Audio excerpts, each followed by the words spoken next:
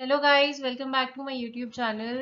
आज हम आईआर के जो करंट अफेयर्स क्वेश्चंस हैं वो डिस्कस करेंगे। इसको मैं 3 पार्ट्स में डिवाइड कर दूंगी। इसमें रिपोर्ट्स वगैरह के भी काफ़ी सारे करंट अफेयर्स के क्वेश्चंस बनते हैं, तो वो एक सेपरेट वीडियो रहेगी। अभी हम सिर्फ करंट अफेयर्स जो बेसिक आईआर के हैं वो डिस्कस करेंगे। Okay, so this is the part 1 for the current affairs question for international relations for prelims 2023। Okay, so first question is what is the objective of recently launched group of friends. Options है आपके पास to work for the environmental issues. It represents the political will of member states to champion the implementation of provisions of UNSC Resolution 2589. UN का जो resolution 2589 था, अब वो क्या है वो आगे देखेंगे। ठीक है, it welcomes the member states to work for the health hazards arising from the industrial waste, and last is to cater the needs of the poor section of the society.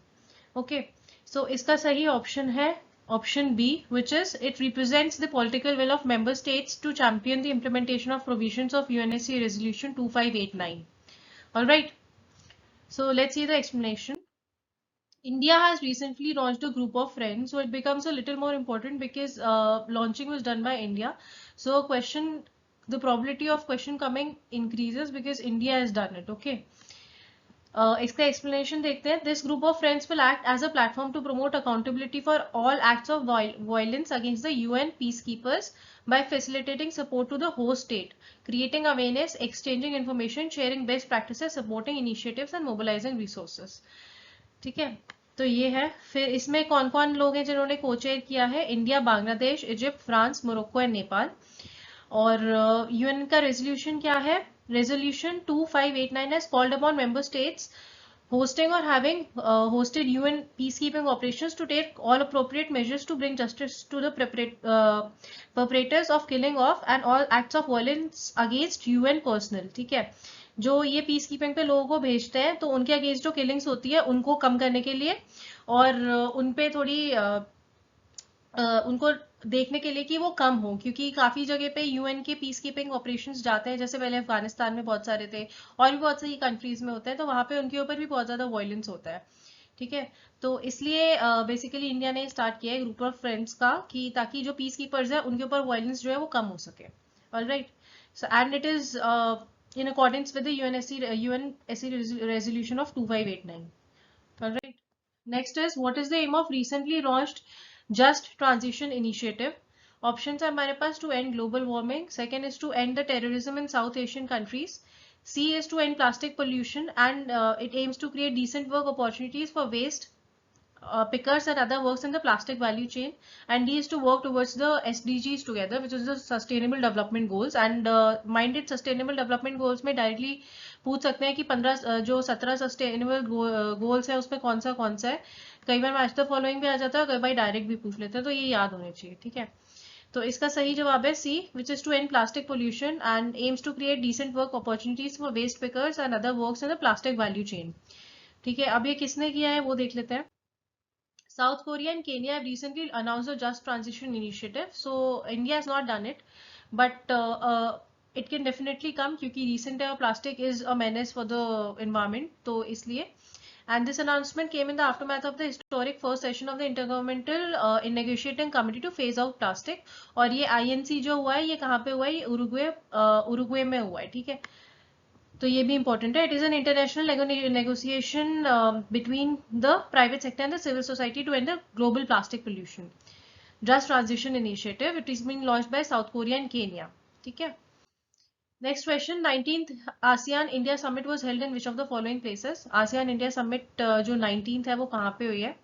Option है हमारे पास Phnom Penh Cambodia, Phnom Penh Vietnam, Hanoi Vietnam और Bali Indonesia. ठीक है, option A is Phnom Penh Cambodia, Phnom Penh Vietnam, Hanoi Vietnam and Bali Indonesia. अब पहले तो ये पता होना चाहिए कि फिनोम फेथ जो है कैपिटल कंबोडिया का है कि वियतनाम का है, वहीं पे क्वेश्चन सॉल्व हो जाता है। तो इसका फर्स्ट ऑप्शन है A, Phnom Penh Cambodia, Hanoi है वियतनाम का कैपिटल। ओके, तो इस बार देख लेते हैं 30th anniversary of India ASEAN dialogue relations. It proposes expediting the review of ASEAN India trade treaty in goods agreement which is AITIGA. This is important कि AITIGA किस में, और क्वेश्चन आ सकता है कि अटीगा जो नया आया है वो किसके अंदर है। ताकि ट्रेड को और यूजर फ्रेंडली बनाया जाए, ठीक है, बेसिकली इसका यही है। और जो आसियान की 40th समिट हुई थी वो कंबोडिया में हुई थी अभी, ठीक है। आसियान के मेंबर कंट्रीज कौन से हैं वो सारे पता होने चाहिए, मोस्टली सब साउथ ईस्ट एशियन कंट्रीज हैं। तो मैंने मैप लगा दिया, एक बार देख लेना, वैसे याद होने चाहिए, okay. Yeah, so next question is, consider the following statements regarding IPEF, which is Indo-Pacific Economic Framework. Options are, it was launched by US and Seoul, South Korea, and option B is, it comprises of 12 member nations. Alright, so whenever such questions are coming where it is directly asking about any economic frameworks, you need to take into consideration that wherever it which place it has been held and कहाँ पे उसको start किया गया था, ठीक है। तो इसमें बोला है कि इसको launch किया था सियोल साउथ कोरिया में, which is wrong because it was not launched in Seoul, South Korea. It was launched definitely by US, but not in Seoul. It was launched by US and Japan, Tokyo. Okay, and it is not comprising of 12 members. Again, it is comprising of 14 members. All right. अब IPF क्या है और उसके क्या aims और objectives हैं वो देख लेते हैं. So which of the above statements are true? Both of them are wrong. So none of the above. Last. Okay. Next question is IPEF, which is Indo-Pacific Economic Framework. In 2022, the US launched the IPEF with the Australia, Brunei, Darussalam, Fiji, India, Indonesia, Japan, Republic of Korea, Malaysia, New Zealand, Philippines, Singapore, Thailand, and Vietnam, which is approximately 40% of the world GDP. Okay, so directly the countries will not come into consideration कि कितनी country, मतलब कौन सी countries है in UPPCS. It might not come but in UPSC it can come, so you should know that which countries are there in IPEF, okay, and it is approximately 40% of the world GDP। और इसका aim क्या है, basically to ensure connected economy, resilient economy, clean economy and fair economy। और उसके 4 pillars हैं, क्या क्या है। obviously economy की बात कर रहे हैं तो trade तो होएगा ही, supply chains, ठीक है, clean energy, decarbonization and infrastructure, tax and anti corruption। all right, so this is IPEF। now this is a very important economic framework because US का है और इसमें इंडिया भी पार्टनर है, और 40% वर्ल्ड जीडीपी का आप समझ लो कितना ज्यादा हो गया। तो ये इंपॉर्टेंट चीज है ये। Alright, next question, consider the following statements about millets. Option A is 2023 has been declared as international year of millets. अभी इंटरनेशनल ईयर कौन सा किसका है ना, ये बड़ा इंपॉर्टेंट क्वेश्चन होता है, डायरेक्ट आ जाता है। Some of the common millets available in India, ragi, jowar, sama, bajra and variga. Which of the following statements are true? only one, only two, both 1 and 2, and none of the above. Now in options, in questions like this, first of all mark कि क्या पूछ रहा है, millets है क्या, international year of millets है। yes, 2023 has been declared as the international year of millets। और India में ये कॉमन मिलेट्स है, ठीक है, रागी, बाजरा। ये बड़े जो एक स्टेटमेंट्स ऐसे होते हैं ना, वो बहुत जनरलाइज्ड होते हैं, मोस्टली ठीक ही होते हैं, जिसमें आपको ईयर नहीं दिया होता या स्पेसिफिक जगह नहीं दी होती, वो स्टेटमेंट्स मोस्टली ठीक होते हैं। मैं ये नहीं बोलती सारे ठीक होते हैं, बट मोस्टली ठीक होते हैं, ठीक है। सो इसका ऑप्शन है आपका C, which is both 1 and 2। Next question, अच्छा एक बात देख लेते हैं, इंटरनेशनल ईयर ऑफ मिलेट्स है, यूएनजीए ने इसको डिक्लेयर किया है। अच्छा ये चीज इसमें इंपॉर्टेंट है कि India is the largest producer of millets in the world, ठीक है। So a question might come which can ask you to arrange the countries in the ascending or the descending order of the millet production in the world। so it's, first of all it's India, then Nigeria and China। all right, what is the aim of recently launched Asian Palm Oil Alliance, which is APOA? Option A is to plant more of palm trees in India. Option B is to gain collective bargaining power and make palm oil imports more sustainable. And option C is to improve the soil depletion by planting more trees, more palm trees. And option D is to have better management of the palm oil imports. ठीक है, तो palm oil आपको पता होगा it's India में लेता नहीं है, मोस्टली बाहर से ही इम्पोर्ट करवाता है। तो इसका ऑप्शन है B, to gain collective bargaining power and make palm oil imports more sustainable, because palm oil जो है वो थोड़ा एक्सपेंसिव रहता है। ऑलराइट, इसका एक्सप्लेनेशन देख लेते हैं। एशियन पाम ऑयल अलायंस जो है it was launched eight global oil summit in Agra. Global oil summit जो होती है बेसिकली वो इंडस्ट्री एसोसिएशन की समिट होती है, कि जो इंडस्ट्री वाले होते हैं वो देखते हैं कि क्या चीज कितने की है। So it is a world edible leading edible oils and agri trade conference, exhibitions and awards. और ये अभी आगरा में हुई थी, तो वहीं पे ही Asian palm oil alliance start किया था। So it is an oil industry association of 5 major oil importing countries of Asia, which is कौन सी एशिया, पाकिस्तान, श्रीलंका, बांग्लादेश एंड नेपाल। ठीक है, ये 5 कंट्रीज है जो इसमें इंक्लूडेड है, ठीक है, एशियन पाम ऑयल अलायंस में। Alright, next question, Which of the following countries are part of recently launched I2U2 virtual summit? I2U2 virtual summit, ठीक है. Now this is again an important question. I2U2 virtual summit में कौन से countries जो है part है, ठीक है. फर्स्ट है A India, Israel, UAE and UK. B is India, Israel, Qatar and UK. C is India, Qatar, UAE and USA. And D is India, Israel, UAE and USA. ठीक है. तो option से भी अगर थोड़ा सा दिमाग लगा तो 2 आई और 2 यू होने चाहिए उसमें. तो 2 आई और 2 यू या तो आपका ऑप्शन ए में है India, Israel, UAE and UK में, या फिर आपका ऑप्शन डी में है India, Israel, UAE and USA. So the correct option is option D, India, Israel, UAE and USA. All right. First meeting was virtually held on 14 July 2022 and the major objective is I2U2 seeks to empower the partners and encourages them to collaborate more closely, resulting in a more stable region. All right. Next question. Which of the following organizations has launched the Global Infrastructure and Investment PGII?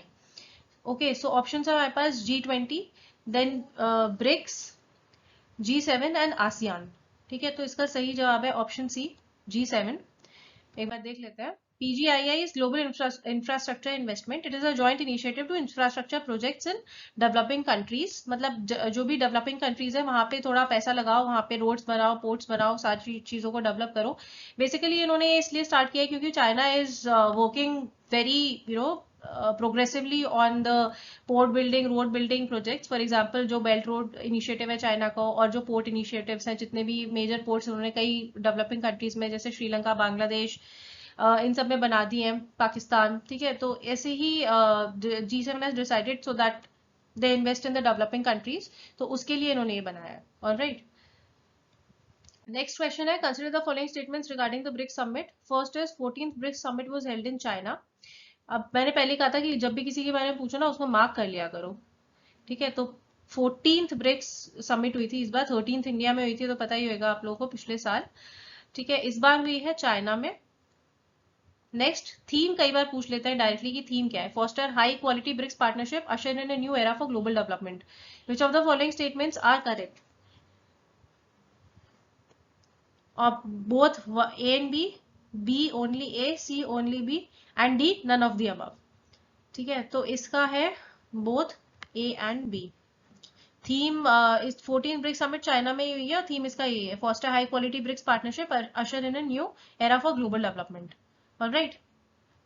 Next question, Beijing declaration भी यहाँ पे एक start हुई थी. तो Beijing declaration में क्या है? Making instruments of global governance more inclusive, representative and participatory. Alright. Last question है, 15th world forestry Congress was held in which of the following places?